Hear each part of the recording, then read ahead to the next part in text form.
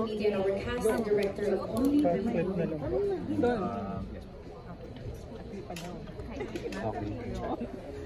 Don, ikaw na mauna. Don. Sigurado ka doon. Baliktad na. Sabihin ko ba? Ma'am Charo, sabi niya Natalie siya daw ang target market. Talaga. Kung tanong tayo, no? Bakit Natalie, may sama ka doon? Ma'am Charo, Dingdong, ang kanina pinag-usapan namin, may intimate scenes ba kayo? Naisip na. Kissing. Kissing scenes. Ayan, diretso na kasi 10 minutes lang. And Ma'am Charo, if ever nabibigay talaga yung kissing scene, go for it. Go. Sa context. Yung kissing scene. Kailangan nasa konteksto ng kwento. Pero meron po dito. Yes, kuya, maganda. Dapat lang pati. Kasi it's romance. Gusto mo ba? Dingdong, ano masasabi mo dyan? Only we know. Surprise. Pagkatapos siguro mag-usap tayo ulit. Pag napanood Napanood ba ni Natalie? Kinuwento na nga. Lagot ka, Natalie. Pirma kami may spoiler. Pero before this movie, ano yung impression niyo muna sa isa't isa? And then during the filming, nagbago ba yung tingin niyo? Ako ang impression ko sa kanya is being a very good actor. Kasi hindi ko naman siya nakasama ever, di ba? Nasa ABS ako, nasa GMA siya.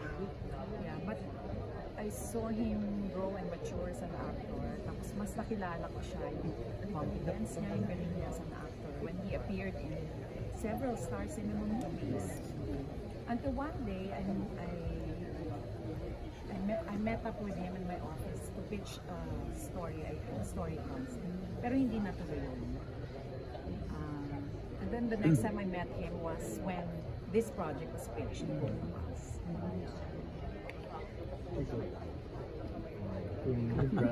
Impression. Kasi yan sinabi ni Charo Santos. Sorry. Yung impression ko sa kanya ay Charo Santos. Yung siya talaga yung she's an industry woman behind the success of company and also the woman behind the success of even the talents, great talents and great actors. So inamin ko rin naman sa kanya may konting takot na isa kasi parang syempre it was like walking into the vision of my life na parang kailangan sana pumasa sa kanya ano yung ibibigay ko dito sa role na character dito. But again, ito ay mga initial impression. Lahat naman tayo may ganun. Pero to my surprise, and ito, I was pleasantly surprised kasi hindi na pinayagang mangyari yung ganung klase, para ma-intimidate or may ganung klaseng fear kasi she really allowed me to be myself and to explore the role ng walang hesitation. So talagang in-encourage niya ako. I always say that her presence is very calming and compelling. Pero never to the point na ituturuin siya kung paano gagawin ito. Walang ganun. Kaya talagang nagawa ko yung kailangan kong gawin. And for that, I'm very, very grateful. So anong feeling na nagkaroon ka ng chance na nagkaroon na yan? Intimate scene. Intimate, like for example, yung poster, medyo intimate yung dati. Yeah, yun nga. Yun kaya tinawag ko definition ng intimacy. Maraming mga titigan moment and yung dancing, yung mga gano'n eh. Talagang ano ha? So intimate na rin ang term doon. You're taking Tatanong namin kay Direk kung gaano katindi yung intimacy na inabot. Yeah, like what I said, sabi niya, so hinayaan niya yung space na maging safe for everyone. Okay. Direct. Just do what you want, diba? Yung mga rules siya ng tama. At we will have fun. So yun ang nangyari. We just became ourselves. I mean, as Betty and Ryan. At nagawa namin siya ng komportable. Direk, gaano ka-importante? Intimacy. Kahit wala Kahit wala sinasabi. Inassume talaga na. Meron ditong hubaran ng kaluluwa. Importante yan. Direct saan kayo na-challenge sa movie nito? Sa personality ng lalaki or Oo, siyempre yung hindi lang pinapahalata, siyempre yung mga gano'n, no? Bawal yung sabihin na ano ka, parang gano'n. Pero, siyempre parang tama ba? I mean, i-judge ba nila ako pag ganito yung sinabi ko? Parang marunong ba talaga akong mag-direct ng ganyang kalibreng mga artista? Yung mga gano'n. So, maraming takot. More on takot kung tama ba yung ginagawa ko. Parang gano'n. So, ang pinanghahawakan ko na lang, siyempre, their professionalism and their caliber, yung experiences nila as actors, and of course the material. Parang mas dun kasi ako nasa ano. Basta meron akong magandang kwento, okay na ako, parang gano'n dapat. So dun ako kumuha ng tapan. so wala ka naman natanggap mo? Dear, They're very collaborative po. So marami po silang ano. May yung mga nakuha ko from them. May mga Dear Irene sila. talaga? Pero ano din, text, phone call. At siya yung malumanay pa rin. Malumanay. Very sweet. Very sweet. Very sweet. May Gusto tanong ko lang sila. idagdag Yes, ma'am. na I think there was a lot of trust and respect for each other. So that's why, and we also trusted the process. We just let go. We knew we were doing a great story. Ganun. Ang tsara dun sa scene na yun, parang umiinom si Ding Dong na si Ryan. Did you have to drink also? Yeah. Oh, how was it? Ano lasa na? Did you have to get drunk? Ganda ng scene na yan.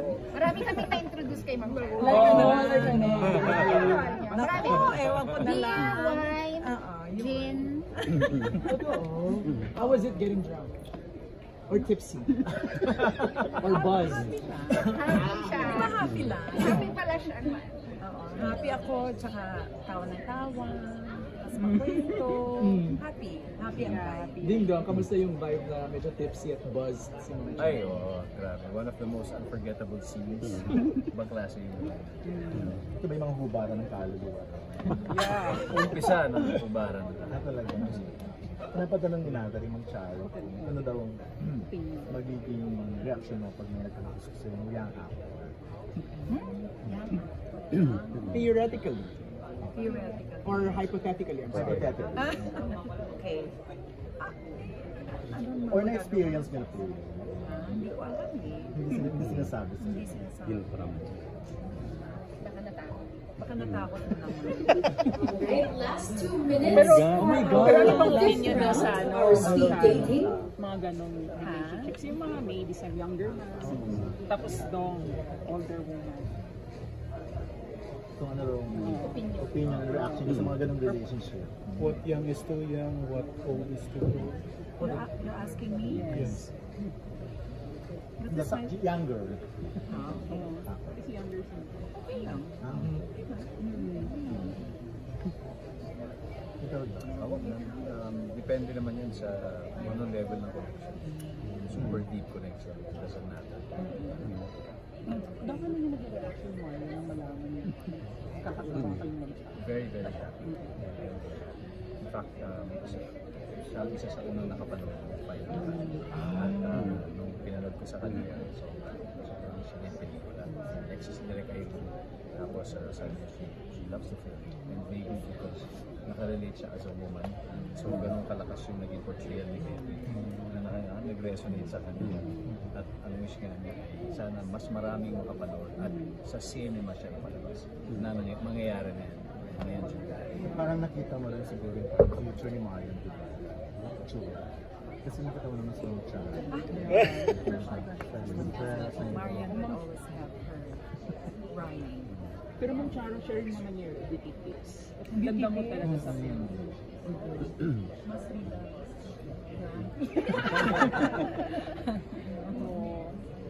How do you stay parang blooming, lonely lang, di ba? Ano, happy, saan mo nakukuha yung happiness mo? Si Singmas. Sa Singkamas. Yun yung kinakain mo lang, Ma'am Charo. Hindi, Diyos ko, I love to eat. Lalo na breakfast food.